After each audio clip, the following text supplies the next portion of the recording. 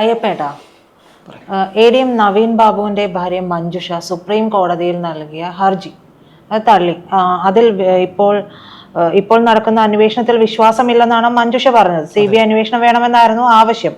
ഈ ആവശ്യം ഹൈക്കോടതിയും തള്ളിയിരുന്നതാണ്. ഇപ്പോൾ സുപ്രീം കോടതിയും തള്ളിയിരിക്കുകയാണ്. എന്താണ് ഇങ്ങനെ? അതായത് നമ്മൾ ആരും തന്നെ ആഗ്രഹിക്കാത്ത ഒരു വിധിയാണ് അല്ലെ. ആരും പ്രതീക്ഷിക്കുകയും ഒന്നുമില്ല, ആരും അത് ആഗ്രഹിക്കുന്നുമില്ല. അതുകൊണ്ടാണ് നമുക്കത് എല്ലാവർക്കും ഉൾക്കൊള്ളാൻ കുറച്ച് ബുദ്ധിമുട്ടുള്ള ഒരു കാര്യമാണ്. എന്തുകൊണ്ടാണ് ഇങ്ങനെ ഒരു തീരുമാനത്തിലേക്ക് കോടതി പോകാനുള്ള കാരണം എന്നാണ് തോന്നുന്നത്? അതായത് പ്രജിത, ഈ മരണം, നവീൻ ബാബു എന്ന ഉദ്യോഗസ്ഥന്റെ മരണം ഉണ്ടായ ആ ദിവസം മുതൽ തന്നെ നമ്മുടെ മലയാള ദിനപത്രങ്ങളിലെ, വിഷ്വൽ മീഡിയയിലെ അല്ല, ദിനപത്രങ്ങളിലെ പ്രമുഖ മാധ്യമങ്ങളിലെ നിയമകാര്യ ലേഖകരായിട്ടുള്ള പല റിപ്പോർട്ടർമാരെയും നമ്മൾ എടുക്കുന്ന വാർത്തകളുമായി ബന്ധപ്പെട്ടൊക്കെ വിളിച്ചിട്ടുണ്ടായിരുന്നു. അപ്പോഴൊക്കെ തന്നെ അന്നും അവർ പറഞ്ഞത്, ചേട്ടാ ഇത് കൊലപാതകമാണ്, അല്ല കൊലപാതകമല്ല, ആത്മഹത്യയാണ്, ക്ഷമിക്കുക, ആത്മഹത്യയാണ് എന്ന് തന്നെയാണ് അവരും അന്ന് പറഞ്ഞത്. ആത്മഹത്യ ആണ് എന്നുള്ളത് കൊണ്ട് തന്നെയാണ് ഇത്രയും ബഹളം നടക്കുമ്പോഴും ഈ പറയുന്ന മുഖ്യമന്ത്രിക്കോ ഭരണത്തിനോ ഭരണത്തിൽ ഇരിക്കുന്നവർക്കോ ഒരു കുലുക്കവും ഉണ്ടാവാത്തത്. നമുക്ക് ഇതിൽ ഇപ്പോൾ ഒന്ന് മാത്രമേ പറയാനുള്ളൂ. ഈ ഒന്ന് തുടക്കത്തിൽ തന്നെ ഇപ്പം സുപ്രീം കോടതി, ഒരു കോടതിക്ക് വേണ്ടത് തെളിവുകളാണ്. അപ്പോൾ കീഴ്ക്കോടതി എന്തൊക്കെ തെളിവുകളാണ്? ഇപ്പോൾ ഹൈക്കോടതിയിൽ കിട്ടിയിരിക്കുന്ന കുറ്റപത്രവും അന്വേഷണ സംഘം കൊടുത്തിരിക്കുന്ന തെളിവുകളുടെയും അടിസ്ഥാനത്തിൽ ഇപ്പോൾ സുപ്രീം കോടതിക്ക് ഹൈക്കോടതിയുടെ നിരീക്ഷണം നോക്കിയിട്ടേ ഇങ്ങനൊരു കാര്യം പറയാൻ കഴിയുള്ളൂ എന്നാണ് എൻ്റെ പരിമിതമായ അറിവിൽ. കാര്യം കീഴ്ക്കോടതി എന്ത് പറഞ്ഞിരിക്കുന്നു എന്നുള്ളത് മേൽക്കോടതി നോക്കിയിട്ടായിരിക്കുമല്ലോ എപ്പോഴും ഒരു അന്വേഷണത്തിന് പറയുക. ഇപ്പൊ പെരിയ കൊലക്കേസായിരുന്നാലും അതൊരു കൊലപാതകമാണെന്ന് തെളിയിക്കുന്നതിന് ഇവിടെ രണ്ടാമത് നോക്കിയ, കേരളത്തിൽ തന്നെയുള്ള നോക്കിയ പോലീസ് സംഘം കണ്ടെത്തിയ തെളിവുകളുടെ അടിസ്ഥാനത്തിലാണ് ഈ പറയുന്ന. ഇപ്പം എങ്ങനെയാ CBIക്ക് അത് പോയത്? രണ്ടാമത് ക്രൈംബ്രാഞ്ച് അല്ലാതെ വേറെ ഏതോ പോലീസ് അന്വേഷണ സംഘം കൂടെ നോക്കിയിട്ടല്ലേ പെരിയ കൊലക്കേസിലെ പ്രതികളെ കറക്റ്റ് കണ്ടുപിടിച്ചത്, സാക്ഷികളുടെ എണ്ണം കൂടിയത്? അങ്ങനല്ലേ CBIയിലേക്ക് അത് പോയത്? അപ്പോൾ ഇതൊരു കൊലപാതകമാണ് എന്നുള്ളതിന് തെളിയിക്കത്തക്ക രീതിയിൽ ഇപ്പം നമ്മൾ പറഞ്ഞതുപോലെ കീഴ്ക്കോടതിയിൽ വന്ന തെളിവുകൾ ആയിരിക്കാം സുപ്രീം കോടതി നോക്കിയത് എന്നാണ് എനിക്ക് തോന്നുന്നത്. കാര്യം ഹൈക്കോടതിയിൽ ഇവർ തുടക്കം മുതൽ ആദ്യം തന്നെ ഇദ്ദേഹത്തിൻ്റെ കുടുംബം വെച്ച ആ വക്കീലിനെ മാറ്റുന്നു. ആ വക്കീൽ, അദ്ദേഹത്തിൻ്റെ പേരെന്താ, ഒരു പ്രമുഖനായ ഒരു വക്കീൽ, സുപ്രീം കോടതിയിലൊക്കെ വാദിക്കുന്ന ഒരു വക്കീലുണ്ടായിരുന്നു, അദ്ദേഹത്തിന് ആ വക്കീലായിരുന്നു എന്ന് ഉണ്ടെങ്കിൽ തീർച്ചയായിട്ടും ഈ പറയുന്ന രീതിയിൽ ഇത് കൊലപാതകമാണ് എന്നുള്ളത് എത്തത്തക്ക രീതിയിലേക്ക് പോകാൻ. കാര്യം ഇതിന് ഒരുപാട് ട്വിസ്റ്റുകൾ പിന്നെ ഉണ്ടായി എന്നാണ് എനിക്ക് തോന്നുന്നത്. കാര്യം ഹൈക്കോടതിയിൽ ഇത് തെളിയിക്കാൻ കഴിഞ്ഞില്ല. കാര്യം സർക്കാർ നൽകിയ കുറ്റപത്രം, ഇപ്പോഴാണ് കുറ്റപത്രം നോക്കിയത്. അപ്പോൾ സുപ്രീം കോടതിക്ക് ഒരു വേള, ഇപ്പം സുപ്രീം കോടതിയുടെ തീരുമാനമാണ്, ഒരു വേള വേണമെങ്കിൽ പറയാമായിരുന്നു ഹൈക്കോടതിയുടെ ഈ തന്നിരിക്കുന്ന തെളിവുകളൊക്കെ തന്നെ പൂർണ്ണമല്ലെന്നോ എന്തൊരു മറുവാചകം പറയാമായിരുന്നു. പക്ഷേ അവിടെയും വിധി മറ്റൊരു തരത്തിലേക്ക് പോയത് കൊണ്ടാണോ എന്ന് നമുക്ക് സംശയിക്കേണ്ടി വരും.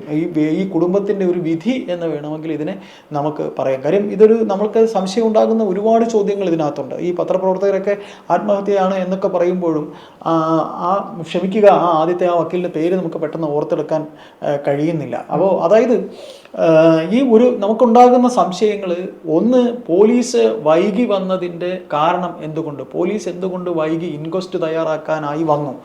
രണ്ട്, അദ്ദേഹം തൂങ്ങി മരിക്കാനായി ഉപയോഗിച്ച കയറ്, അല്ലേ, ആ കയറിൻ്റെ വലിപ്പം, ഈ വിഷയങ്ങൾ തുടങ്ങിയാണ് നമ്മുടെ സംശയമെല്ലാം പോയിരുന്നത്. പക്ഷേ ഇപ്പോഴും നമുക്ക് ബാക്കി നിൽക്കുന്ന കുറച്ച് കാര്യങ്ങൾ കൂടെയുണ്ട്. ആത്മഹത്യ ആണ് എന്നുണ്ടെങ്കിൽ ആത്മഹത്യക്ക് കാരണമാക്കിയപ്പോൾ ദിവ്യ മാത്രമാണോ എന്നുള്ളതൊരു ചോദ്യം കൂടെ ഉണ്ടാവില്ലേ? ദിവ്യ മാത്രമാണോ അദ്ദേഹത്തിന്റെ അദ്ദേഹത്തിന്റെ ആത്മഹത്യയുമായി ബന്ധപ്പെട്ട് ചേട്ടൻ പറഞ്ഞതുപോലെ അത് ഒരുപക്ഷെ ആത്മഹത്യ ആയിരിക്കാം എന്നുള്ളതൊക്കെ പൊതുസമൂഹത്തിൽ ചർച്ച നടക്കുന്നുണ്ട്. പക്ഷെ അതിനെ ഖണ്ഡിക്കുന്ന മറ്റു ചില കാര്യങ്ങളും ഉണ്ട്. അതിൽ പ്രധാനമായിട്ടും വന്നത് ഈ പറയുന്നത് പോലെ അദ്ദേഹം തൂങ്ങി നിന്നിരുന്ന ആ കയറിന്റെ വലിപ്പം തന്നെയാണ്.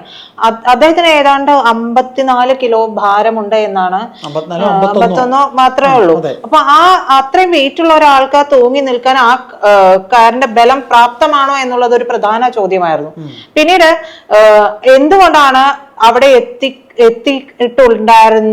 അവിടെ എത്തിയ ആളുകൾ, അതായത് കളക്ടർക്ക് മുമ്പേയൊക്കെ എത്തിയ ഡ്രൈവർ ഷംസുദ്ദീൻ ഉൾപ്പെടെയുള്ളത് എന്തുകൊണ്ടാണ് അങ്ങോട്ടേക്ക് കയറി ചെല്ലാൻ, അദ്ദേഹത്തെ വിളിച്ചുകൊണ്ട് കയറി ചെല്ലാനൊക്കെ ഒരു വിമുഖത കാണിച്ചത്? പിന്നീട് തൊട്ടടുത്തുള്ള എഞ്ചിനീയറെ ഒക്കെ വിളിക്കുന്നു, പിന്നീട് കളക്ടർ പാഞ്ഞെത്തുന്നുണ്ട്.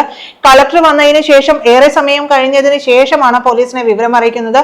പോലീസ് വന്ന് ഏറെ സമയം കഴിഞ്ഞതിന് ശേഷമാണ് ഇൻക്വസ്റ്റ് നടക്കുന്നത്. അതിനും ഏറെ സമയം കഴിഞ്ഞതിന് ശേഷമാണ് അദ്ദേഹത്തിന്റെ നടപടികളൊക്കെ പൂർത്തിയാക്കി അങ്ങോട്ട് പോസ്റ്റ്മോർട്ടത്തിന് കൊണ്ടുപോകുന്നത്. അതെ, അവര് വിളിച്ചു പറഞ്ഞപ്പോൾ പോലും അതിനൊന്നും നിൽക്കാതെ പരിയാരത്ത് തന്നെ കൊണ്ടുപോവുകയാണ് ഉണ്ടായത്. അപ്പോ ഇതിപ്പോ അങ്ങനെ ഒരു ആത്മഹത്യയാണ് എന്നൊക്കെ പറയുമ്പോഴും അതിനിടയിൽ CPM കാണിച്ചിട്ടുള്ള ചില ധൃതികളുണ്ട്.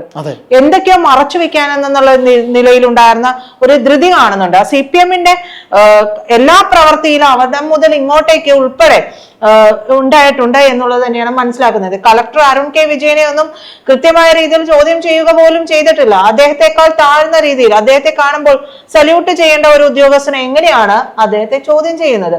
അദ്ദേഹത്തിന്റെ മുമ്പിൽ വെറുതെ ഒരു ചിരിച്ചു കളിച്ച് സാറെ വിളിച്ചു വന്നു സാറേ ഇങ്ങനെ ഒരു കാര്യമുണ്ട്, അത് ചോദിക്കാൻ വേണ്ടി വന്നതാണ്, അത് നമ്മൾ എന്നാൽ ചായ കുടിച്ച് പിരിയാം, അതല്ലേ സംഭവിച്ചിട്ടുണ്ടാവുക എന്നുള്ളതാണ് പ്രധാനപ്പെട്ട ഒരു കാര്യം.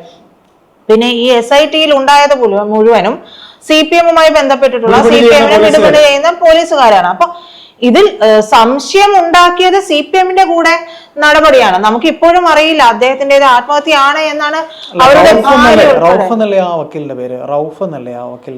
ജോൺ റാൽഫ് പറഞ്ഞോളൂ. അദ്ദേഹത്തിന്റെ ഭാര്യ പോലും വിശ്വസിക്കുന്നത് അതൊരു കൊലപാതകമാണ് എന്നുള്ളതാണ്. കാരണം അതിനു മുൻപ് വരെ അദ്ദേഹം അവരോട് സംസാരിച്ചിരുന്നു എന്ന് പറയപ്പെടുന്നു. പിന്നീട് സുഹൃത്തുക്കളുടെ ഫോണിലേക്ക് ഈ നമ്പറൊക്കെ അയക്കുന്നു. അങ്ങനെ അതായത് പിന്നെ പറയുന്നത് കേട്ടു എന്തോ മാരകമായ രീതിയിൽ അദ്ദേഹത്തിന് വിഷാംശം ചെന്നിട്ടുണ്ട് എന്നുള്ളൊരു ടോക്ക് വന്നു. അത് മാത്രമല്ല അദ്ദേഹത്തിന്റെ ബോഡി, അതായത് ഇത്ര സമയം നിലത്ത് കിടന്നിട്ടുണ്ടെങ്കിൽ അതിന്റെ ഒരു അംശം ഉണ്ടോ ഇല്ലയോ എന്നൊന്നും അറിയാൻ പറ്റില്ല, നിലത്ത് കിടക്കുകയായിരുന്നു എന്നുള്ള രീതിയിലാണ് വന്നിരുന്നത്. അപ്പൊ ഇതിലെല്ലാം തന്നെ അദ്ദേഹത്തിൻ്റെത് കൊലപാതകമാണ് എന്നുള്ള രീതിയിലുള്ള കാര്യങ്ങളാണ് പുറത്തു വന്നത്. പക്ഷെ ഏറ്റവും ഒടുവിൽ നമ്മൾ ഹൈക്കോടതിയിൽ പോയപ്പോഴൊക്കെ എല്ലാവരും പറഞ്ഞു ഹൈക്കോടതിയെ ഇതാക്കുന്നു, ഹൈക്കോടതി അവർക്ക് അനുകൂലമായിട്ട് ഉള്ള കാര്യങ്ങളാണ് ചെയ്തിട്ടുള്ളത് എന്നുള്ള രീതിയിലും ഒക്കെ ഒരുപാട് വിരുദ്ധമായിട്ടുള്ള അഭിപ്രായങ്ങളൊക്കെ വന്നു. പക്ഷെ സുപ്രീം കോടതിയിൽ മഞ്ജുഷ ചെല്ലുമ്പോൾ ഒരു ജനസമൂഹത്തിന്റെ മുഴുവൻ ആശങ്ക തേടിയാണ് അവിടെ പോയത്. അവിടെ നിന്ന് പോലും സുപ്രീം കോടതി പറയുന്നത് ആത്മഹത്യാ പ്രേരണ ഉൾപ്പെടെ ഉള്ള കാര്യങ്ങൾ അതിൽ ചാർജ് ചെയ്തിട്ടുണ്ട്. പിന്നെ എന്തിനാ, അതായത് എല്ലാ കേസുകളും CBIക്ക് വിടേണ്ടതില്ല, ആത്മഹത്യാ പ്രേരണ കുറ്റം നിലവിലെ അന്വേഷണത്തിൽ ഉൾപ്പെടുത്തിയിട്ടുണ്ട് എന്നുള്ളതാണ് പറയുന്നത്. അപ്പൊ ആത്മഹത്യാ പ്രേരണ കുറ്റം നിലവിലെ അന്വേഷണത്തിൽ ഉൾപ്പെടുത്തിയിട്ടുണ്ട് എന്ന് പറയുമ്പോൾ സുപ്രീം കോടതിയും ഒരുപക്ഷെ ചേട്ടൻ പറഞ്ഞതുപോലെ ഈ കീഴ്ക്കോടതികളുടെ ഒക്കെ മുൻപിൽ സമർപ്പിച്ചിട്ടുള്ള കാര്യങ്ങളെല്ലാം മുൻനിർത്തി അതൊരു ആത്മഹത്യയാണെന്നുള്ള നിഗമനത്തിലേക്കാണോ പോകുന്നത് എന്നുള്ളതാണ്. ഇവിടെ നടത്തിയ അന്വേഷണത്തിലെ പരാജയം, ഇവിടുത്തെ പോലീസ് നടത്തിയ അന്വേഷണത്തിലെ പരാജയം ഒരുപക്ഷെ വേണമെങ്കിൽ സുപ്രീം കോടതിക്ക് പറയാമായിരുന്നില്ലേ എന്നൊരു സംശയം ഉണ്ടാകുന്നുണ്ട്. ഈ അന്വേഷണ റിപ്പോർട്ടിൽ ഒരുപാട് അപാകതകൾ കാണുന്നുണ്ട്. അതുകൊണ്ട് ഈ അന്വേഷണം കുറച്ചുകൂടി നല്ലതായി നടത്തണം എന്നൊരു ഒരു വാചകം ഇതിൽ പറയുമായിരുന്നു എന്നുണ്ടെങ്കിൽ അന്വേഷണം കേരളത്തിൽ തന്നെ നല്ല രീതിയിൽ പോയിന്. കാരണം ഇതിനകത്ത് ഒരുപാട് ചോദ്യങ്ങൾ, നമ്മൾ ഈ പറഞ്ഞ കാര്യങ്ങൾ കൊലപാതകമാണെങ്കിലും ആത്മഹത്യയാണെങ്കിലും പോലീസ് കുറ്റപത്രത്തിൽ നൽകേണ്ട നിരവധി കാര്യങ്ങൾ ഇതിലുണ്ട്. ഒന്ന്, മുറി പൂട്ടിപ്പോയ മനുഷ്യൻ എപ്പോൾ തിരിച്ചു വന്ന് മുറി തുറന്ന് അകത്ത് കയറി, രണ്ട്, ഈ കയർ എവിടുന്ന് വാങ്ങി, അല്ലെങ്കിൽ അദ്ദേഹം പോയ വഴികളുടെ CCTV സാധാരണ അതൊക്കെ അന്വേഷിക്കുമല്ലോ, കയർ വാങ്ങിയ കട ഏത് സമയത്ത് ഇതെല്ലാം അവിടെയും CCTV ഉള്ളതല്ലേ. അപ്പോൾ ഇത് നിരവധി കാര്യങ്ങൾ ഒളിച്ചു വെച്ചുകൊണ്ട് ഇത്തരത്തിൽ ഒരു ഈ പറയുന്ന രീതിയിലൊരു അന്വേഷണം കുറ്റപത്രം നൽകുമ്പോൾ ഇവിടെ ഹൈക്കോടതിയിൽ തന്നെ ഇതിൽ ചെയ്യാമായിരുന്നത് ഇവർ ഇത്രയും പെട്ടെന്ന് ചാടിക്കേറി കൊടുക്കേണ്ട കാര്യം സുപ്രീം കോടതിയിലേക്ക് പോകേണ്ട ആവശ്യം ഉണ്ടായിരുന്നോ എന്നൊരു ചോദ്യം ഉണ്ടാകില്ലേ? കാരണം ഈ അന്വേഷണത്തിൽ തൃപ്തിയില്ല, കേരളത്തിൽ മറ്റേതെങ്കിലും ഒരു അന്വേഷണ ഏജൻസിയെ കൊണ്ടെങ്കിലും അന്വേഷിച്ചുകൂടെ? കാര്യം SIT എന്ന് പറയുന്ന ഒരു പൊട്ട സംഘത്തെ ഇവരുടെ പിണിയാളുകളായ ഒരു സംഘത്തെ അയച്ച് നോക്കിയ ഈ കുറ്റപത്രത്തിന്മേൽ തൃപ്തിയില്ല എന്ന് പറഞ്ഞ് കേരളത്തിൽ തന്നെ മറ്റേതെങ്കിലും അന്വേഷണ ഏജൻസിയെ കൊണ്ട് ചെയ്തുകൂടെ എന്ന് ചോദിക്കുമ്പോൾ ഇനി സുപ്രീം കോടതി ഇത് തള്ളുമ്പോൾ ഇനി ഇതിൽ എന്താണ് മാർഗം എന്നുള്ളത് പിടികിട്ടുന്നില്ല. കാര്യം ഇത് തുടക്കം മുതൽ പൊതുസമൂഹം പറഞ്ഞത് ഇത് കൊലപാതകമാണ് എന്ന് തന്നെ പറഞ്ഞു. കാരണം അതിന്